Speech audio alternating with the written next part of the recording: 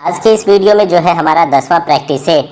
आपको पता होगा कि इससे पहले 9 प्रैक्टिस सेट अपलोड कर दिए गए हैं, जो कि हमारा सितंबर 2019 से सितंबर 2020 के बीच के एक वर्ष के वार्षिकांक पर आधारित है, जो कि हाल ही में प्रकाशित एडुटेरिया करंट अफेयर्स की बुक से लिया गया है। तो आज हम लोग जो है 10वें प्रैक्टिस सेट को बनाएंगे और इससे जुड़े हुए 50 प्रश्नों को हल करने का प्रयास करेंगे। उम्मीद करते हैं कि अन्य सेट के समान ही यह सेट भी आपको काफ़ी पसंद आएगा। तो चलिए दोस्तों, शुरू करते हैं पहले प्रश्न के साथ। आते हैं सबसे पहले प्रश्न की ओर। पहला प्रश्न है, सतत विकास लक्ष्य सूचकांक 2020 के संबंध में कौन सा कथन सत्य है? तो सतत विकास लक्ष्य सूचकांक 2020 हाल ही में जारी हुआ था, इसके संबंध में कौन सा कथन सत्य है? दो कथन दिए गए हैं। इस सूचकांक में प्रथम स्थान स्वीडन को प्राप्त हुआ और दूसरा कथन है, इस सूचकांक में भारत का स्थान 117वां था। आइए इसके सही उत्तर का परीक्षण करते हैं। इसका सही उत्तर जो है 1 एवं 2 दोनों ही सही कथन है। आइए थोड़ा सा इसके बारे में जानते हैं। जून 2020 को सतत विकास समाधान नेटवर्क के तहत एक रिपोर्ट जारी किया गया, जिसके तहत सतत विकास रिपोर्ट सस्टेनेबल डेवलपमेंट रिपोर्ट 2020 जारी किया गया। इसमें कुल 166 देशों के रिपोर्ट जारी किए गए, जिसमें भारत को 117वां स्थान तथा स्वीडन को प्रथम स्थान प्राप्त हुआ है।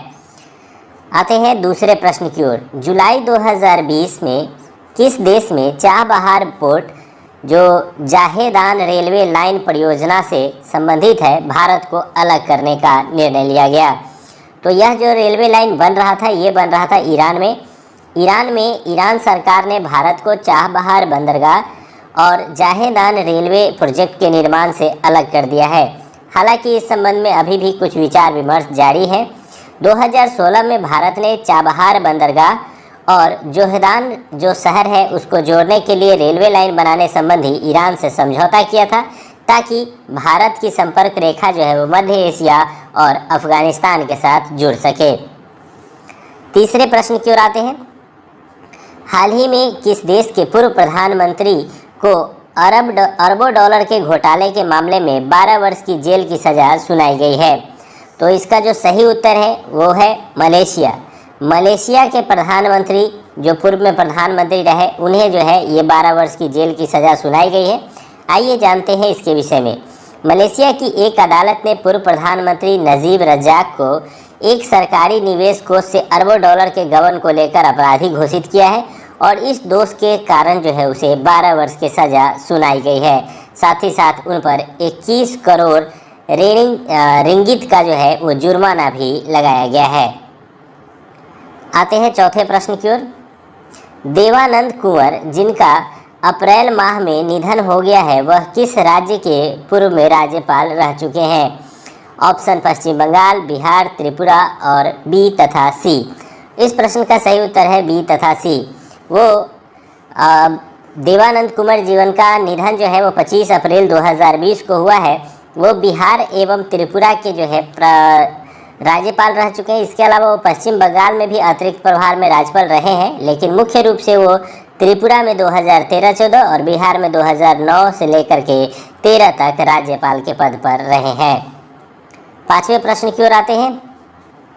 अप्रैल 2020 में किस व्यक्ति को केंद्रीय सतर्कता आयुक्त के रूप में नियुक्त किया गया है? ये काफ़ी महत्वपूर्ण प्रश्न है और इसे आपने कई बार पढ़ा भी होगा। इसका ऑप्शन डी जो है वो सही है, संजय कोठारी, जिन्हें जो है केंद्रीय सतर्कता आयुक्त CBC के नए आयुक्त के रूप में जो है चुना गया है। इससे पहले वो राष्ट्रपति रामनाथ कोविंद के सचिव के तौर पर काम कर रहे थे। आते हैं छठे प्रश्न की ओर। RBI के किस पूर्व गवर्नर को IMF के बाहरी सलाहकार के रूप में नियुक्त किया गया है? तो IMF के बाहरी सलाहकार के रूप में नियुक्त किया गया है, इसका सही उत्तर है रघुराम राजन। आइए इसके विषय में जानते हैं। RBI के पूर्व गवर्नर तथा जाने माने अर्थशास्त्री रघुराम राजन को अंतर्राष्ट्रीय मुद्रा कोष की प्रमुख क्रिस्टीना जॉर्जीवा के बाहरी सलाहकार समूह में शामिल किया गया है। उनके साथ साथ 11 अन्य अर्थशास्त्रियों को भी इस समूह में शामिल किया गया है। सातवें प्रश्न की ओर आते हैं। विशेष नकदी सुविधा योजना के तहत RBI के म्यूचुअल फंडों को कितनी राशि प्रदान की गई है? तो इसका सही उत्तर है 50,000 करोड़। इसका ऑप्शन बी जो है वो सही है। आइए इसके विषय में थोड़ा सा जानते हैं। आरबीआई ने म्यूचुअल फंडों पर नकदी प्रवाह के दबाव को कम करने के लिए 50,000 करोड़ की एक निवेश नकदी सुविधा म्यूचुअल फंडों को प्रदान करने का फैसला किया है। इसका उद्देश्य वित्तीय स्थिरता को बनाए रखना और कोविड-19 से होने वाले आर्थिक हानि को कम करना है। आते हैं 8वें प्रश्न की ओर। 8वां प्रश्न है, ऑपरेशन संजीवनी के तहत भारत ने किस देश को कोविड-19 से निपटने के लिए 6.2 टन दवाएं उपलब्ध कराई हैं? तो ये प्रश्न काफ़ी महत्वपूर्ण है और काफ़ी चर्चित भी रहा था। इसका सही उत्तर है मालदीव। मालदीव को भारत ने जो है वहाँ पर कोविड से लड़ने के लिए, यानी कोविड के प्रभाव को समाप्त करने के लिए भारत ने संजीवनी ऑपरेशन चलाया और इसके तहत मालदीव को 6.2 टन दवाएं एवं मेडिकल सहायता उपलब्ध कराई हैं। 9वें प्रश्न की ओर आते हैं। अप्रैल 2020 में जारी वर्ल्ड प्रेस स्वतंत्रता सूचकांक में भारत को कौन सा स्थान प्राप्त हुआ है? हाल ही में वर्ल्ड प्रेस स्वतंत्रता सूचकांक जारी किया गया था और इसमें भारत को 142वां स्थान प्राप्त हुआ है। इसके संबंध में कुछ और बता दें तो अप्रैल 2020 में रिपोर्टर्स विदाउट बॉर्डर्स द्वारा एक वर्ल्ड प्रेस स्वतंत्रता सूचकांक जारी किया गया। इसमें कुल 180 देशों के सूचकांक जारी किए गए। भारत इससे पहले 144वें स्थान पे था और 140वें स्थान पर था, जहां से उसको बढ़ते हुए 142वां स्थान जो है प्राप्त हुआ है और नॉर्वे देश को जो है पहला स्थान प्राप्त हुआ है। आते हैं 10वें प्रश्न की ओर। 22 अप्रैल 2020 को मनाए गए पृथ्वी दिवस का थीम क्या था? तो सबसे पहले तो आप याद कर लेंगे कि 22 अप्रैल को मनाया जाता है पृथ्वी दिवस। कई बार प्रश्नों की श्रृंखला में इसे ही पूछ लिया जाता है और इस बार जो इसका थीम था वो था क्लाइमेट एक्शन। तो आप इसे याद रखेंगे, क्लाइमेट एक्शन इस बार का थीम था।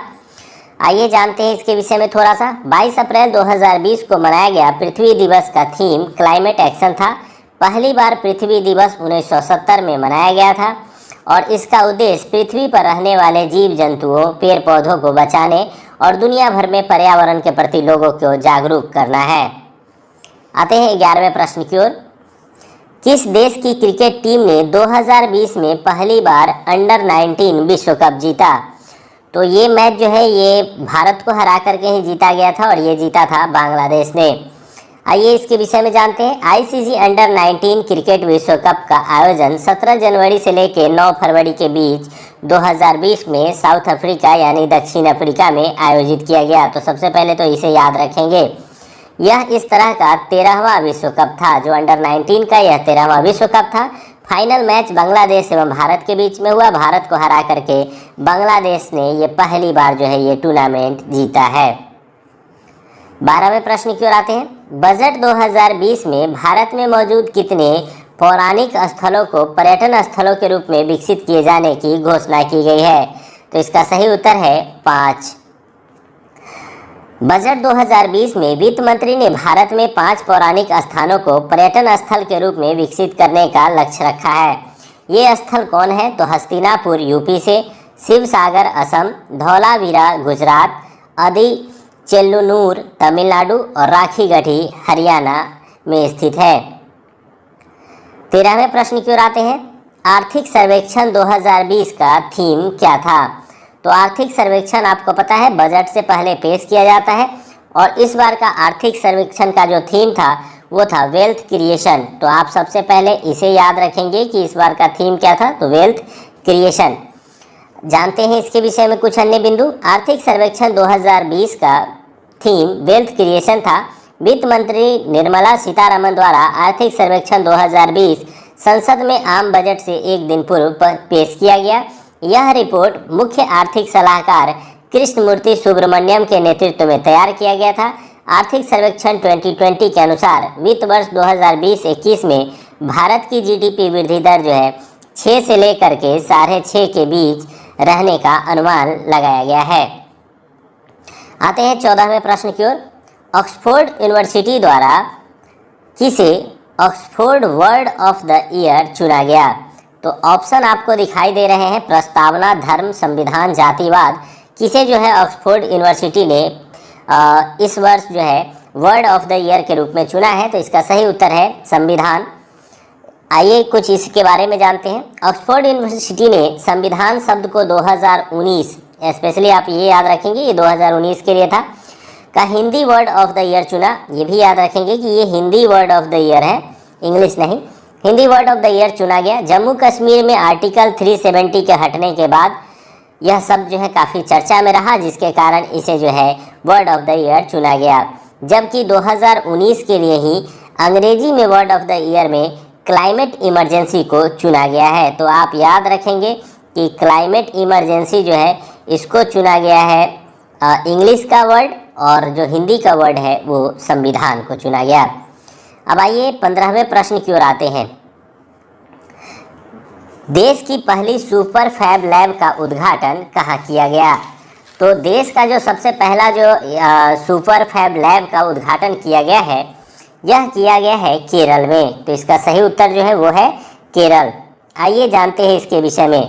केरल के मुख्यमंत्री पिनराई विजयन ने कोच्चि में देश की पहली सुपर फैब लैब का उद्घाटन किया। ये प्रयोगशाला फिजिकल और डिजिटल दुनिया के बीच अंतर को कम करेगी, पूरी तरह डिजिटल फैब्रिकेशन पर काम करेगी, जिससे जो है 3D प्रिंटिंग भी इसमें शामिल होगा। और यह अमेरिका के बाहर इकलौती और देश की पहली जो है सुपर फैब प्रयोगशाला स्थापित हो रही है। आते हैं 16वें प्रश्न की ओर। नागरिकता संशोधन अधिनियम 2019 में किन पड़ोसी देशों से आए व्यक्तियों के लिए नागरिकता प्रदान करने का प्रावधान रखा गया है? ऑप्शन है पाकिस्तान, अफगानिस्तान, बांग्लादेश।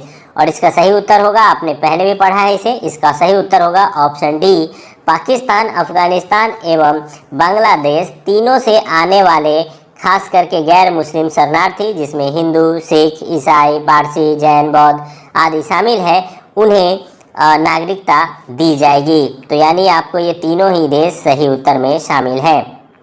17वें प्रश्न की ओर आते हैं। कर्नल चेवांग रिन चेन सेतु का उद्घाटन रक्षा मंत्री राजनाथ सिंह द्वारा भारत के किस केंद्र शासित प्रदेश में किया गया है? ऑप्शन है जम्मू कश्मीर, लद्दाख, अंडमान निकोबार, पुदुचेरी।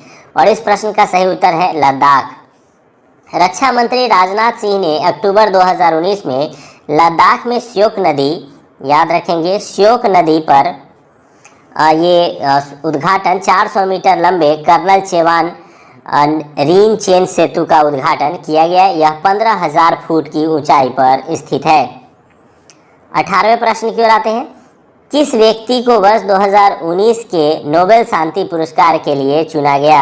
आपको पता होगा कि 20 की भी घोषणा हो चुकी है, तो अभी हम लोग 19 पढ़ेंगे और इसी के साथ मैं 20 भी आपको बता दूंगा। तो इथियोपिया के प्रधानमंत्री अबी अहमद को जो है ये पुरस्कार दिया गया था, और यह इसलिए दिया गया था क्योंकि उन्होंने इरिट्रिया के साथ सीमा संघर्ष को सुलझाने का कार्य किया था, और इसीलिए यह पुरस्कार उन्हें दिया गया।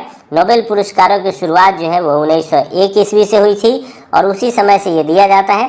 शांति का जो नोबेल पुरस्कार है वो नॉर्वे की राजधानी ओस्लो में दी जाती है, और 2020 का जो शांति का पुरस्कार है ये दिया गया है WFP वर्ल्ड फूड प्रोग्राम, इसे यह दिया गया है। तो आप इसे भी याद रखेंगे। 19वें प्रश्न की ओर आते हैं। पुस्तक बिंग गांधी के लेखक कौन है? तो बिंग गांधी के लेखक है पारो आनंद, और यह पुस्तक जो है वो महात्मा गांधी की जीवनी पर आधारित है। तो इसका सही उत्तर जो है वो है पारो आनंद।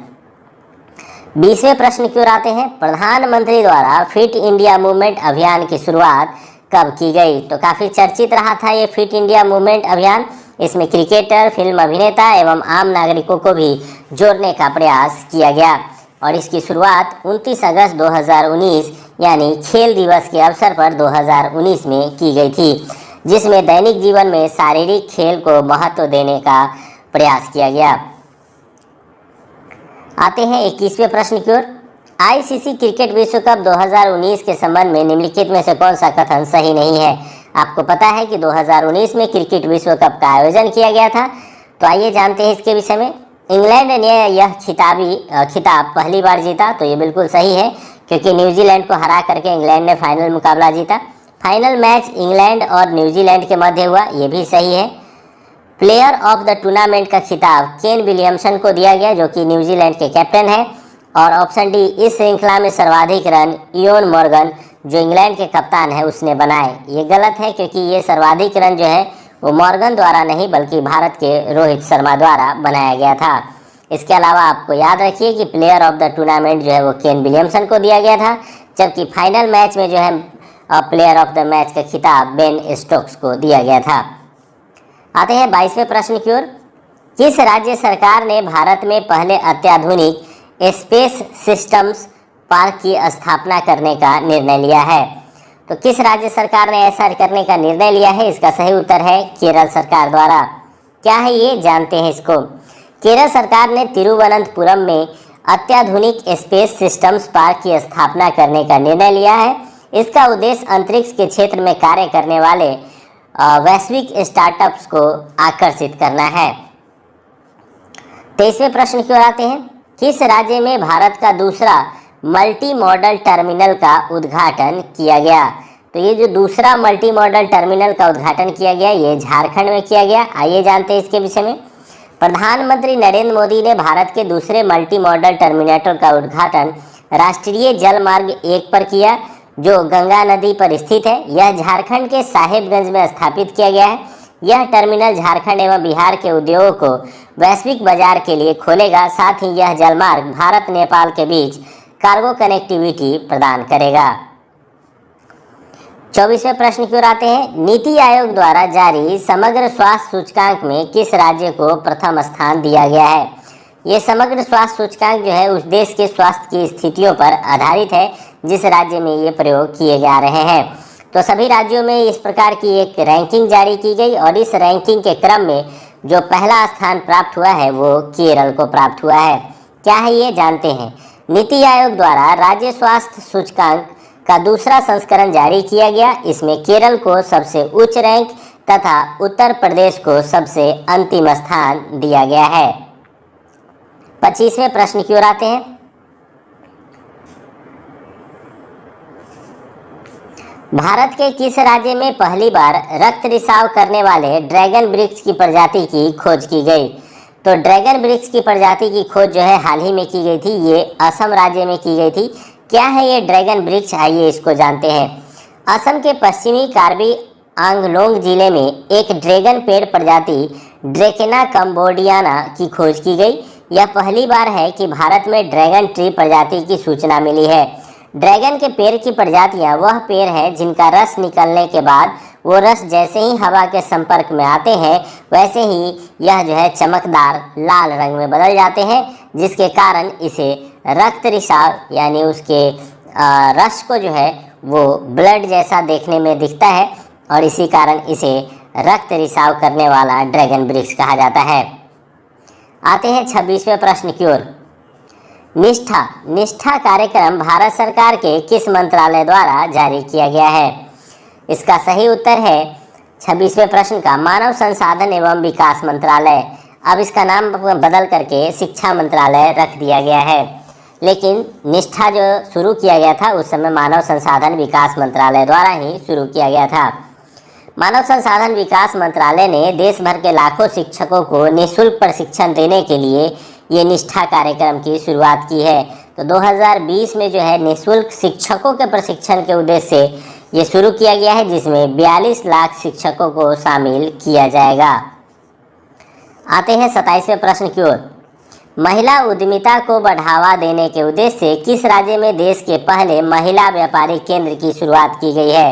ये आपने पढ़ा भी होगा और इसका सही उत्तर जो है वो है केरल। ये पिछले वीडियोज़ में भी आपको बताए गए हैं। महिला उद्यमिता को बढ़ावा देने की दिशा में बड़ी पहल करते हुए केरल ने कहा कि वह देश का पहला अंतर्राष्ट्रीय महिला व्यापार केंद्र स्थापित करेगा। यह कोझिकोड में होगा और इसका उद्देश्य सतत विकास लक्ष्यों को पाना तथा लैंगिक समानता को बढ़ावा देना है। 28वें प्रश्न की ओर आते हैं। हाल ही में यूनेस्को की विश्व धरोहर की सूची में बेबीलोन शहर को शामिल कर लिया गया है। ये बेबीलोन शहर किस देश का शहर है? तो यह शहर किस देश में स्थित है, इससे संबंधित प्रश्न है और इसका सही उत्तर है इराक।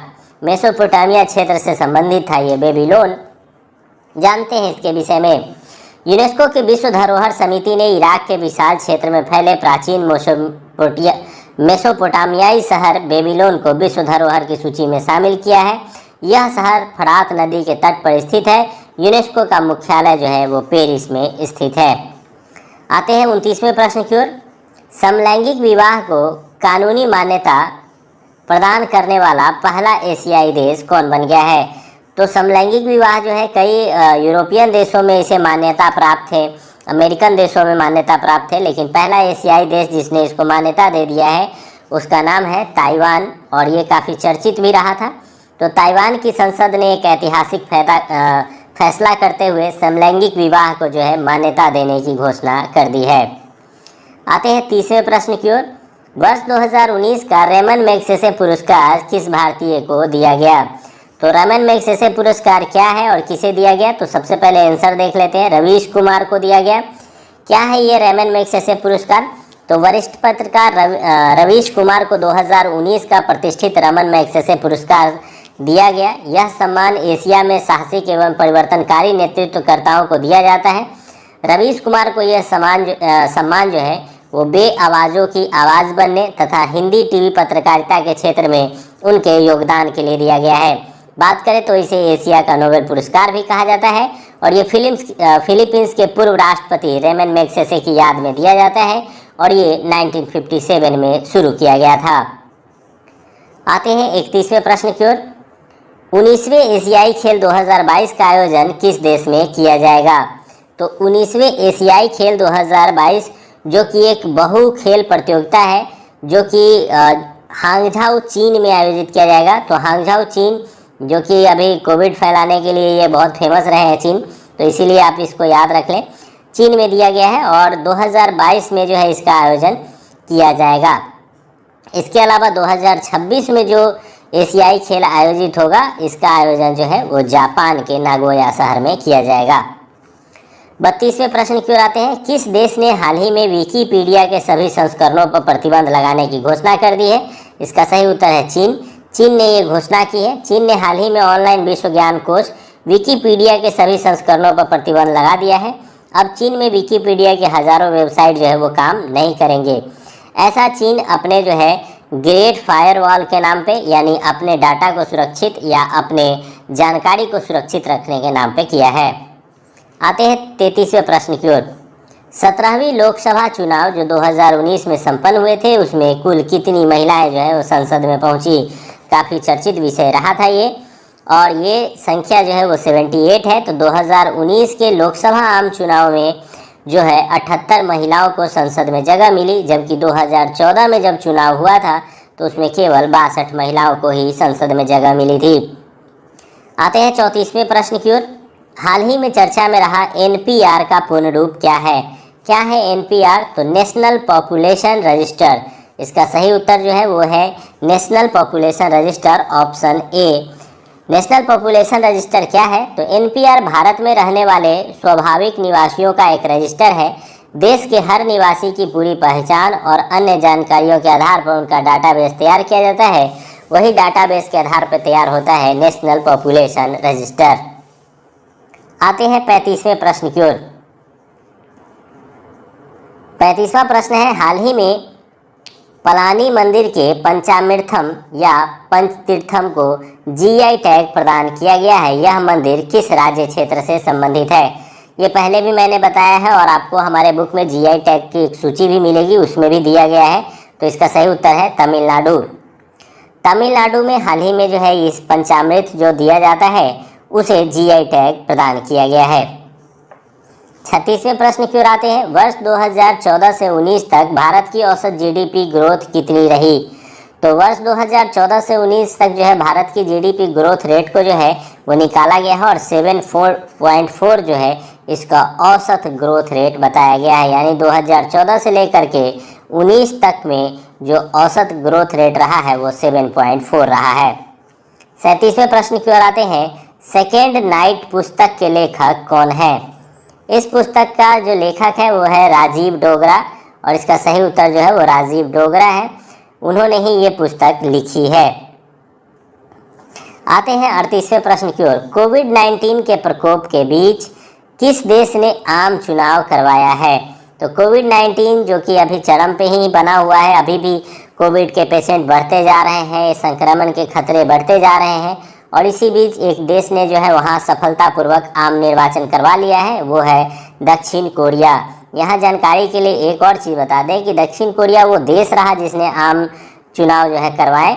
वहीं भारत में कोविड-19 के खतरे बढ़ते हुए देखते हुए इस बीच में कुल सभी राज्यों में बिहार वह एकमात्र राज्य है जहां पूरी तरह से आम चुनाव संपन्न कराए जा रहे हैं।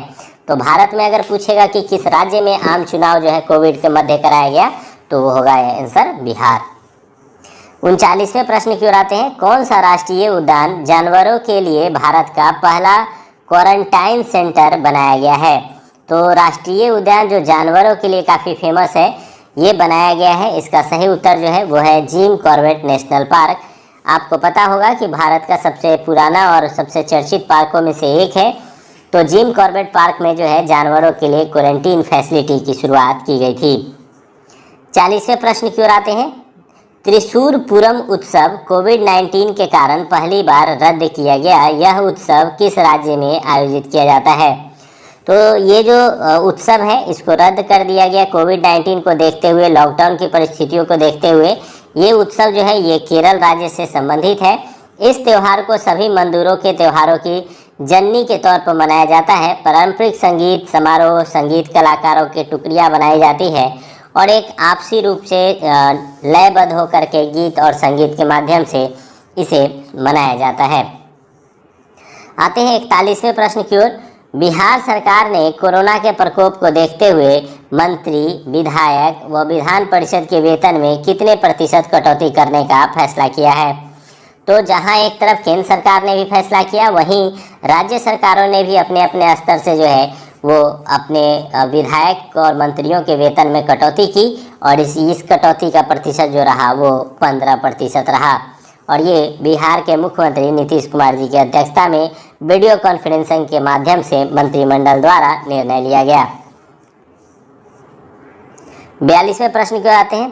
कृषि एवं कल्याण मंत्रालय द्वारा कृषि उत्पादों को सुगमता से परिवहन हेतु कौन सा ऐप लॉन्च किया गया है? तो इसका सही उत्तर जो है वो है किसान रथ ऐप। ये क्या है ऐप? तो आइए जानते हैं इसके विषय में। कृषि बैंक कल्याण मंत्रालय द्वारा शुरू किए गए किसान रथ मोबाइल ऐप के माध्यम से देश के किसान अपने फसल को ऑनलाइन बेच सकते हैं और व्यापारी भी इस मोबाइल ऐप के माध्यम से जहां है वहीं से ब्यौरा प्राप्त करके इसे खरीद सकते हैं। 43वें प्रश्न की ओर आते हैं। हाल ही में प्रसिद्ध मैटरहॉर्न पर्वत पर लाइट प्रोजेक्ट की मदद से भारतीय तिरंगे को दर्शाया गया, यह निम्नलिखित में से किस देश में स्थित है? तो मैटरहॉर्न पर्वत जो है ये सबसे पहले तो आप इसका नाम याद कर लेंगे। मैटरहॉर्न माउंटेन क्या है और किस देश से संबंधित है? तो ये स्विट्जरलैंड से संबंधित है। क्यों चर्चा में रहा, आइए जानते हैं। कोरोना वायरस से जूझ रही दुनिया एक दूसरे की एकजुटता दिखा रही थी। इसी क्रम में स्विट्जरलैंड ने अपने देश के सबसे ऊंची चोटी को तिरंगे से चमका दिया। स्विट्जरलैंड के आल्प्स के मैटरहॉर्न पर्वत पर यह तिरंगा फहराया गया। यह तिरंगा की चित्र उकेरी गई जो डिजिटल माध्यम से थी और ये मैटरहॉर्न जो है वो स्विट्जरलैंड देश से संबंधित है। 44वें प्रश्न की ओर आते हैं। भारत ने FDI में संशोधन के बाद किन देशों की कंपनियां केवल सरकारी नियमों से ही भारत में निवेश कर सकती है?